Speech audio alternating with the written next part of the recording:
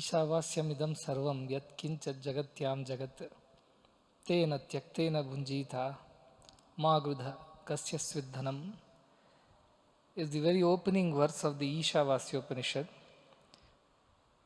favorite of many children, shortest Upanishad. Only 18 shlokas are there. But in 18 shlokas, Ishavasya Upanishad has covered the entire spectrum of life. And the very opening verse of Ishavasya Upanishad, as the little boy said, and so he said it so beautifully, is the essence of all life and living. Everything is divine, whatsoever you see, moving, not moving. And therefore, how should one live one's life in this world? Considering that everything is divine, respect all life, help each other, hurt no one, love each other, serve all, and do not take anything that does not belong to you rightfully. Sacrifice and consume, and do not steal, do not conduct theft. That is what the boy told and went. I find so much of fulfillment when I hear our Upanishads being spoken by such young children who have understood the essence. It's not just about the parroting the shlokas and presenting it in front of the audience after having by-hearted a speech which has been prepared by the teacher. I checked with his father whether he's ready for his speech. His father said, I have no clue what he's going to speak. He doesn't tell me anything. He has prepared on his own something. And look at the clarity with which he has presented. If these are the kind of children which are getting ready, you can imagine what the future is going to look like. Recently, there was a conference being conducted in Stanford University, which we do every year on the theme of ideal village, Adarsha Gram anta helbodu. How can we make our villages ideal? Not just smart villages and smart towns, but ideal villages and towns. So therefore, there was a topic, this year's topic was sustainability in whatever strategies we adopt to create ideal villages in terms of providing drinking water, safe drinking water, electricity, energy, maternal health, veterinary sciences, infrastructure, name it, whatever it consists of an ideal village. And this is the exact message that I could share with the rest of the people, that we don't have to go too far. Sustainability is about our Upanishads. They have taught us.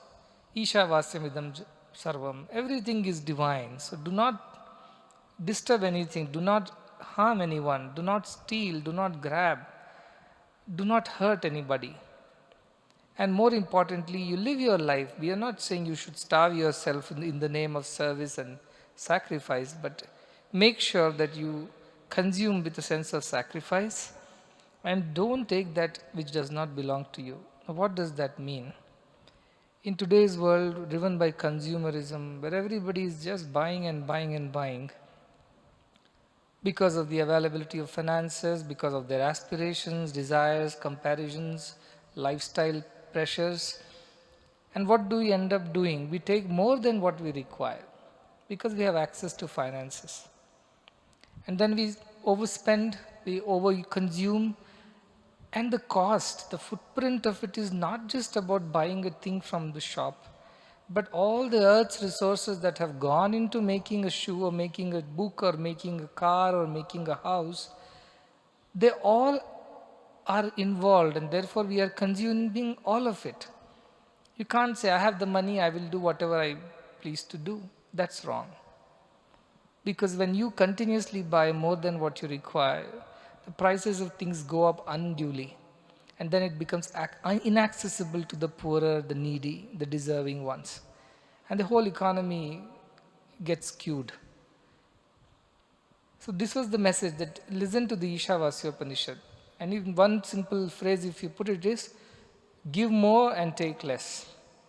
That there are 4 kinds of people in this world. The first are minimalists. That's a thing trending now. Take little. Have a very simple minimalistic life. But these people take less, but they also give less. So that's not going to solve the problem. It can postpone the trouble for some time. Then there are these capitalists, the dangerous species. They take a lot and give very little back. Everything is about profit. Even out of food they can make profit, out of health they can make profit, out of education, out of anything they can make profit. These are the profiteering types. And what do they do with all the money that they earn out of such kind of trading, such kind of selling of essential things? And they will go on trading and multiplying the money, and their whole race is to become the richest person on earth. Then they are no good, they are a big harm to the society. Then there are socialists who believe that everybody should consume, not just me. Let's all consume together. That doesn't help as well. You consume a lot, but do you give back enough? That's the question that we need to ask. So they may give everyone, but they also take so much from the earth. So that's not going to be sustainable. The only option of sustainability is when you're a spiritualist. What does it mean? Tena tyaktena bhunjitha. Consume with a sense of sacrifice. Ma vridha kasya sviddhanam. Don't take what you don't need. What does not belong to you means that what you don't need. You have the money to buy all the things in the world. Does not mean that you need all of them. So they don't belong to you. That is the idea of the Upanishads. Take less, give more. The minimalists take less, give less. Capitalists take a lot, give very less. Socialists take more, give more. But spiritualists take less, give more. And that is the way to sustainability. And just one verse of Isha Upanishad is more than enough to set the world on right path if we lend our ears to the call of these Upanishads. I'm so glad that a little boy of 6th grade has picked up that thought and presented it so very well. And that's the hope for the future. If our children of today learn not to mindlessly consume, endlessly borrow and mindlessly spend, learn to restrain themselves, learn to only consume as much as they really need and not more than that. Even though they have the resources, the finances, the abilities, the power to do, they still stop themselves from doing that, then the world will become a better place. The joke that goes around during Corona times is when people don't have the money to buy the things that they don't need, economies are collapsing. When they were buying mindlessly by borrowing endlessly, economies are all thriving. That is the plight of today's world. And our Upanishads are so practical. They're not talking some philosophy which cannot be applied in the daily life. In today's world, all the more Upanishadic teachings are so very important. And one Upanishad's one verse, half a phrase is enough. Tena tyaktena bhunjita, enough to set the world right, if only we pay attention to it. Now our children are learning these Upanishads, this is the way forward. ಇದೊಂದು ಹೊಸ ನಮ್ಮ ಪ್ರಯತ್ನ. ಈ 6 ತಿಂಗಳ ಒಳಗೆ ನಾವು ಮಕ್ಕಳೆಲ್ಲರಿಗೂ ಈ ಉಪನಿಷತ್ತುಗಳ ಬಗ್ಗೆ ಹೇಳ್ಕೊಟ್ಟಿದ್ವಿ. ಅದನ್ನೇ ಇವರು ಎಲ್ಲ ಇವತ್ತು ಸ್ಪೀಚ್ನಲ್ಲಿ ಹೇಳ್ತಾ ಇದ್ದಾರೆ. ಸೊ ಆ ಚಿಕ್ಕ ಮಗುಗೆ ಅರ್ಥ ಆಯಿತು. ನೋಡಿ, ನಾನು ಹೆಚ್ಚು ತಗೋಬಾರದು, ತ್ಯಾಗ ಮಾಡಬೇಕು ಅಂತ ಭಾವನೆ ಮಕ್ಕಳಂದು ಬಂದರೆ ನಾಳೆ ಅವರೇ ಈ ದೇಶಕ್ಕೆ ಭವಿಷ್ಯ. So setting them right is the real purpose of education. Many people say, why don't you go around giving lectures in some universities and especially business people and things like that? And I tell them, see, they are all like a tree which grows crooked. You cannot straighten it. I won't waste my time on them. Many people do that. They go and giving lectures in management institutes and all kinds of seminars and conferences. But I don't believe in that. I believe that if they were to go right, they would have gone right long ago. Now they have gone too wrong. I won't spend my time to turn them in the midstream and set them right again. I will work on the children because they are soft, they are supple, they are moldable, and there is a hope when you work on them. What you call return on investment. Even a little effort you put on the children, the returns are multiple times. And that is the idea why we should invest in children, why our institutions all the time we are investing. People think we are expending, we are we are incurring cost when we run these institutions. That's a very, very narrow thinking. The other day I was talking to some people and said, see, I believe in the children of the world. I believe they deserve right, they have right to education, right to health, right to nutrition. These are the three fundamental rights of every child, and the whole society must work to provide them this. It's not just their parents. They belong to the whole world. They are the property of the world. Therefore, everybody's responsibility. And like in our hospitals, an operation may cost a certain amount, and we count it as this much expenditure is there for this month if we do these many operations. But my view is no, that's not an expenditure, that's an investment made in a child. If I was the father or you were the father, would you not make that investment in the child? You will. And what does it give? Look at the child who now gets cured of his heart problem and now grows well, his quality of life improves, he can be like any other child, he can learn, he can educate himself. And when he grows up, he becomes a contributing citizen of the world and also has gratitude in his heart that somebody gifted him with this life. He may not know which person actually helped that child. He will just know the society helped me. And therefore, he will have an attitude to give back to society when he grows up in whichever way. He may become a teacher, a doctor, an artist, or a farmer, or anybody, or a leader. In whichever way he would like to give back. That is the one part. The other part is he himself becomes an earning member of the society. He is no more a burden on the society. He is able to contribute. So our investment made in that child to do a heart operation or to educate them gives multifold returns over a period of child's life. The return may not come directly to us, but that does not bother us. Most of the people see, if I invest, what will I get? But our philosophy is, what will the world get out of it? If we do something, what will the whole world get out of it? Sri Rabindranath Tagore said, the person who plants trees in whose shade he does not expect to sit has started learning the true meaning of life. When we plant trees, not because we want to eat the fruits, but because somebody in the future will eat these fruits for their sake, then we are truly living our life in the right way. And that is what is our Upanishadic call, saying don't even do it because you're a socialist, don't even do it because you're environmentalists, don't even do it because you are a capitalist with a compassionate side. Do it because everything is spiritual. Some point in time I was there, they asked me, why did this socialistic model of governance failed? Capitalistic, of course, has its own, this thing, democracy has its own issues.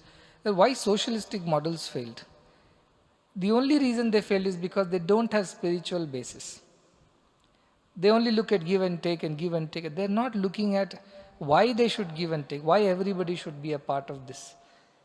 Because we are all same, we are one. As the boy was saying, Yasmin sarvani bhutani atmaiva bhut vijanataha tatra ko moha kashokaha ekatvam anupashyataha. Isha Upanishad again. The one who sees everything is born of the same Atman, as our sir was telling just a while ago, that Atman is the truth. It resides in the body and lives and continues its journey. If everybody is made of the same Atman, which is the fundamental basis, we are all one, then how is it that we don't care for each other? It's because we don't understand this, we don't believe it. We think, what will I get out of it? We don't think, if I do something, what will everybody get out of it? And that is our Upanishadic philosophy. Our institution is now taking a new leap in terms of the kind of education that it is going to provide. And the simple definition for it is, till now we were an academic institution providing spiritual education also. Now we are a spiritual education institution providing academics also. That is the change of perspective. That is the way we look now at our institutions. And Munyappa ji said, our children are not just meant to become money-making machines. That will happen by and by. But more than that, they are here to uplift the world, not just financially or economically, socially, but spiritually by their own example. When young people will look at you, other youth of the world, and they say, what is special about you? How is it that you're not greedy? How is that you're not cutting corners, competing like others? How is it that you are not so ambitious as others in terms of worldly material gains? And yet you are so happy and contented. You're always smiling and satisfied. You're not engaged in any bad habits or any bad ways. What keeps you grounded like this? They have to ask you this question after looking at you. And then you should give the answer, which is this. Because we have a different approach to life. We are all spiritual beings having a human experience. We are not human beings trying to become spiritual. We've forgotten on the way that we are actually spiritual beings. And that is our approach to education. Our university is going to lead the way. Our PU colleges, our schools will follow the lead. And at a time will come when the whole of the country will have several institutions of ours where this kind of education will be imparted. You'll be glad to know, if not for the corona, an institution is coming up right next door to our Muniappaji's in Kolar district. It's coming up now. It's on the way. And it's forming in the womb, you can say. But in a year's time, when things get sorted out, that institution will start. That's for girls in Kolar district. That is happening. And these institutions are meant to provide this kind of education. ಇಲ್ಲಿ ತನಕ ನಾವು ಒಂದು ಸಾಮಾನ್ಯವಾದಂಥ ಶಿಕ್ಷಣ ಸಂಸ್ಥೆ, ಅದರಲ್ಲಿ ಅದರ ಸಾಮಾನ್ಯ ಶಿಕ್ಷಣ ಜೊತೆಗೆ ನಾವು ಆಧ್ಯಾತ್ಮಿಕ ಶಿಕ್ಷಣ ಕೂಡ ಕೊಡ್ತಾ ಇದ್ದೀವಿ. ಇವತ್ತಿಂದ ನಾವು ಆಧ್ಯಾತ್ಮಿಕ ಶಿಕ್ಷಣ ಸಂಸ್ಥೆ, ಅದರಲ್ಲಿ ನಾವು ಸಾಮಾನ್ಯವಾದಂಥ ಲೌಕಿಕ ವಿಷಯಗಳು ಕೂಡ ನಾವು ತಿಳಿಸ್ತಾ ಇದ್ದೀವಿ. ಅಂಥದ್ದು ನಾವು ಆ ಬದಲಾವಣೆ ಇವತ್ತು ನಾವು ತಂದಿದ್ದೇವೆ ಇದರಲ್ಲಿ. So that is the change that we have brought in our thinking, in our approach, in our future vision. And I'm sure if children like this, don't think that little boy is going to become an Upanishadic scholar. I am not allowed. I've told him he has to become a doctor, and after that he has to become a medical scientist, is what I've told him. What does medical scientist mean? He asked me. I told medical scientist means he who will find newer ways, easier ways, faster ways of doing medical work. Whether it's creating equipments, new surgery methodologies and techniques, new instruments, anything that will make the life of the patient easier and recovery is faster and cheaper and accessible to all. That is medical scientist. So he knows that he has to, though he learns Upanishads and other things, he also has to study his medicine and become a scientist who will help the people. So all this Upanishadic Gyan is not just to be spoken and forgotten about. They have to be practically translated into our daily life. Become teachers, become lawyers, become engineers, become financial experts, become leaders, become social servants, become whatever you become. But make sure that whatever you're doing is not just for your own sake. You will be taken care of if you look after everybody else's welfare. And on this occasion of these auspicious occasion of Navaratri, we are sharing such wonderful thoughts. Most of the places, the thoughts would be, what can I get out of this, mother? If I pray, you solve my land issues, you solve my neighbor issues, you solve my wife's issues, you solve my children's issues. And that's where it ends. Arti, Artharthi, Jignyas. Most of the worship and rituals end there. But here are Gyanis who are discussing such greater truths. And does it not say, Yadevi Sarva Bhuteshu? She is there in all. Atma Rupena Samstita. Not ordinary. In the form of Atman, that mother only resides in all. That Shakti in us is that mother. And that Shakti of the consciousness, the energy, the Atman, which drives everything. Like the electricity that lights up all the bulbs. That is her nature. She doesn't have a name or a particular form. It is a personification. It is a way of imagining her, that how it would be if she was a mother.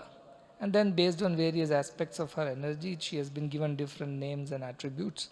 But the essence is what? The essence is this consciousness, prajnanam. That is all our Upanishadic wisdom. So we are all same deep down. Externally we look different, we behave differently, we think differently, we walk, talk and conduct ourselves differently. But you keep going deeper and deeper and deeper, and you'll realize that we are all one and the same. Ekatvam anupashyataha. We have to see that oneness in the diversity that is around. Diversity is also God, oneness is also God. But knowing that this diversity is born out of that oneness is wisdom. That is what we have to teach our children, the youths, and this message will spread to the rest of the world in times to come. I can never get tired of speaking about Upanishads and Upanishadic wisdom. And the boy was telling he worked morning, evening. He taught to a set of people. I am ready to teach it for the rest of my life and beyond. If I get worthy students who are willing to practice it, who take it to their heart and practice it, I am ready to teach any number of years. That is not a problem for me. And I feel happy when children like these are coming up. The girl has come up. She said, Sushma said, her own perspective of Upanishad, how it has clarified her path in life. And Prabodh came and presented his own perspective, the doership that again and again comes because of the association with body, mind, intellect. It's a false identity. And every time he fails or he fails to recognize the truth, God sends some experience or the other to ensure that you are reminded of what the truth is. Failures are sometimes God's ways of attracting or drawing your attention to Himself. So that is how you look at life in a positive way. Instead of getting angry, depressed, and frustrated, and disappointed, dejected, you can always take it in a positive way and learn from it. That is what Prabodh was telling. That is again Upanishadic wisdom. Pratibodha viditam matam amrutatvam hi vindate. In everything, see the hand of God, see the act of God, and you will attain immortality, it says. So this is the idea of Upanishad. All the beautiful thoughts of the world are encapsulated in some Upanishad or the other, and we must take these studies very seriously. And while we do rituals, worship, and we recognize the presence of divinity in all forms and names, nevertheless, our focus should always be at the substratum, the foundation, the fundamental, which is Atman in all, consciousness in all. That if we understand the whole world, whole thing, and we can lead our lives in a better and a meaningful way. So ಇದು ನಮ್ಮದು ಇದು ಪ್ರಯತ್ನ ಇವತ್ತು. ತುಂಬ ಚೆನ್ನಾಗಿ ಮಕ್ಕಳೆಲ್ಲ ಅರ್ಥ ಮಾಡಿಕೊಡ್ತಾ ಇದ್ದಾರೆಲ್ಲ. ಕರೆಯೋದ್ರ ಜೊತೆಗೆ ಎಲ್ಲ ಆಗ್ತಾರೆ ಆಗಿ ಈ ಬೇಸ್ ಮೇಲೆ ಕೆಲಸ ಮಾಡಬೇಕು. ಹೌದು, ಅದು ಅದೇ ಎರಡೂ ಬೇಕು ಅವರಿಗೆ. ಇವನ್ನೆಲ್ಲ ಸಂಸ್ಕಾರ ಕಲ್ಕೋಬೇಕು ಮತ್ತು ವಿದ್ಯಾದಲ್ಲಿ ಅವ್ರ ಗೋಲ್ ರೀಚ್ ಆಗಬೇಕು. Lawyer, teacher, engineer, doctor, scientist, but there they have to do this. This work ಅದನ್ನೇ ಹೇಳ್ತಾ ಇದ್ದೀವಿ ನಾವು. ಮತ್ತು ಏನಾಗಿದೆ, ಉಪನಿಷತ್ತಿಗೆ ಅವರು ಸನ್ಯಾಸರು ಮಠಾಧಿಪತಿರು ಆಗ್ತಾರೆ. ಬಟ್ ಅದು ಸೇವೆನೇ. ಆದರೆ ನಾನು ಏನು ಹೇಳ್ತಾ ಇದ್ದೀನಿ, ಇದು ಬೇರೆ ಥರ ತಗೊಳ್ತಾರೆ. ಇದು ಆಧ್ಯಾತ್ಮ ಅಂದರೆ ಬೇರೆ ದಾರಿ, ಮತ್ತು ಈ ಎಜುಕೇಷನ್ ಈ ಥರದ್ದು ಲೌಕಿಕವಾದಂಥ ಬೇರೆ ದಾರಿ, ಇದಕ್ಕೆ ಸಮನ್ವಯ ಸಂಬಂಧ ಇಲ್ಲ ಅಂತ ಅಂದ್ಕೊಂಡು ಜನ ಹೋಗ್ತಾರೆ. ನಾನೇನು ಹೇಳ್ತಾ ಇದ್ದೀನಿ, ಅದು ಬೇರೆ ಬೇರೆ ಅಲ್ಲ, ಅದು ಒಂದೇನೆ. ಎರಡು ಕಾಲುಗಳಿದೆ, ಎರಡು ಕೈಗಳಿದೆ, ಎರಡು ಕಣ್ಣುಗಳಿದೆ. ಅದು ಸಮಾನವಾಗಿ ನಾವು ಸೇರಿಸ್ಕೊಂಡು ನಾವು ಕೆಲಸ ಮಾಡಬೇಕು. ಸೊ ಅದನ್ನೇ ನಾವು ಮಕ್ಕಳನ್ನ ಹೇಳ್ತಾ ಇದ್ದೀನಿ. Keep the Upanishad is your foundation and build the house on top of that foundation. Let you become teacher, lawyer, doctors, engineers, leaders, anything that you, artists, musicians, which you feel, which is a call from within, follow that. But keep this one thought in mind, that everything is divine. I must conduct myself in this life tena tyaktena bunjita, with the sense of sacrifice, and never usurp, never seize, never steal what does not belong to me. I must lead my life with minimal requirements and not overspend or overconsume at the cost of others. That much if we understand, I think we can lead a very good life. And if each individual transforms, collectively the society, the nation, the world gets transformed. It's a multiplier effect. So may you all pay heed to it and take it very seriously in your hearts. And all the children who are watching it from their own homes in this online program, to them also this is the message. Wherever you are, whatever you're doing, keep these truths of God at the heart of it and conduct yourself in the society, do your duties in accordance with that principle of oneness. Samsta loka sukhino bhavantu.